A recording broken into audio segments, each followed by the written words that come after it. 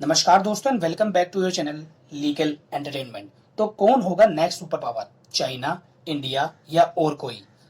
बहुत ही जबरदस्त ये टॉपिक है दोस्तों एंड वीडियो भी बहुत अच्छा होने वाला है। Please smash the like button and let's get started. United state of America या कहें अमेरिका एक बड़े रिसेशन के बाद 1939 में सुपर पावर बन के उभरा, जो कि उस टाइम का सबसे बड़ा मिलिट्री इक्विपमेंट सर्विस प्रोवाइडर था। During world war two, that is 1939 to 1945 and thereafter, America का एक्सपोर्ट एंड कंजम्पशन बहुत तेजी से बढ़ा और उसी दौरान America military super power, economic super power and political super power बना। तो ये तो रही अमेरिका के सुपर पावर बनने की शॉर्ट हिस्ट्री। बट आफ्टर कोविड-19 pandemic, some theory says that there will be a shift in the power from west to the east. Now the question arise is how China, जिस पे शुरू में कोविड-19 का काफी effect हुआ, बट लेटर ऑन चाइना ने इसको बहुत अच्छे से हैंडल किया and currently there are no new cases which have been reported. इसी के साथ साथ चाइना इस वायरस को दूसरी कंट्री जैसे स्पेन, इटली, जर्मनी, यूएस और भी दूसरी कंट्रीज में पहुंचाने में सक्सेसफुल रहा। और कुछ एक्सपर्ट मानते हैं कि कोविड-19 के थ्रू पहले तो चाइना ने डिमांड क्रिएट की एंड नाउ उसे फुलफिल किया जा रहा है, जैसे कि यूएस ने वर्ल्ड वॉर टू के दौरान किया था। जैसे कि आप पिक्चर में देख ही सकते हैं कि चाइना ने Spain, Italy, US, Iran, Canada जैसी कंट्रियों को कोविड-19 रिलेटेड मेडिकल सप्लाईज की।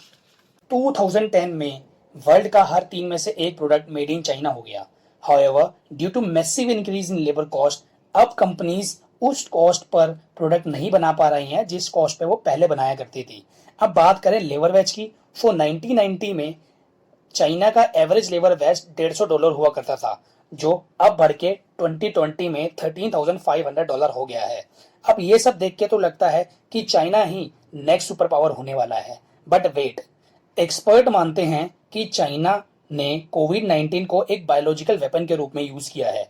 उन्होंने जो भी डेटा रिलीज किया है या तो वो फेक है या फिर इनकम्प्लीट है। और डोनाल्ड ट्रंप साहब को तो आपने खुद ही इस वायरस को कोरोना वायरस नहीं चाइनीज वायरस कहते हुए मीडिया में सुना ही होगा।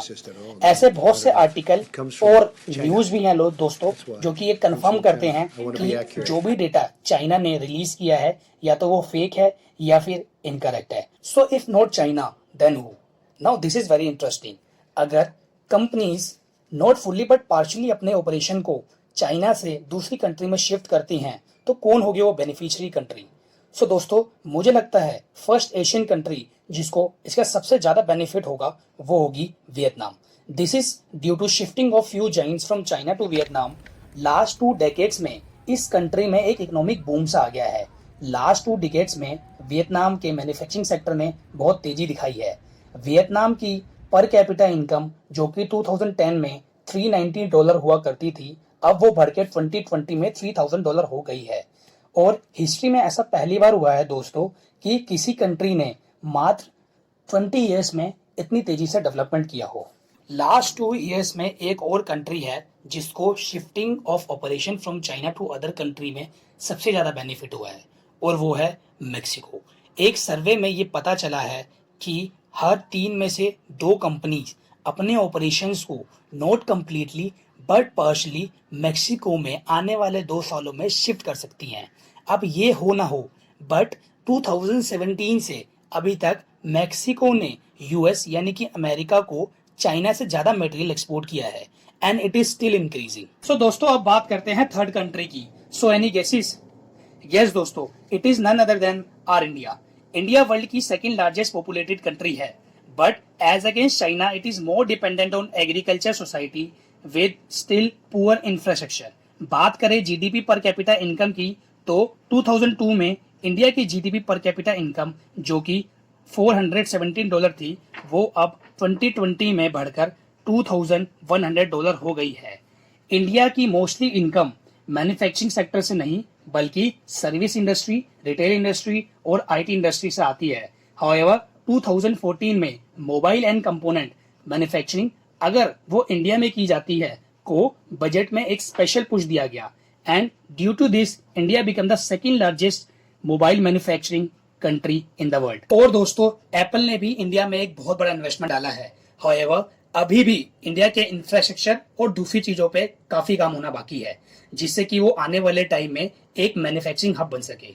Huge number of young workforce and low labour cost इसमें बहुत बड़ी हेल्प करते हैं और साथ ही साथ इंडिया को एक अट्रैक्टिव प्लेस भी बनाते हैं। तो दोस्तों ये तो रहे हमारे व्यूज। आप भी अपने व्यूज हमें कमेंट्स में जरूर बताएं और अगर ये वीडियो आपको पसंद आया हो तो लाइक करें और कृपया इसको शेयर करें। चैनल को भी सब्सक्राइब करें ताकि ऐसी ही वीडियो आपको डायरेक्टली इनबॉक्स में मिलती रहे। Thank you very much for your continuous support and let's meet on a next video.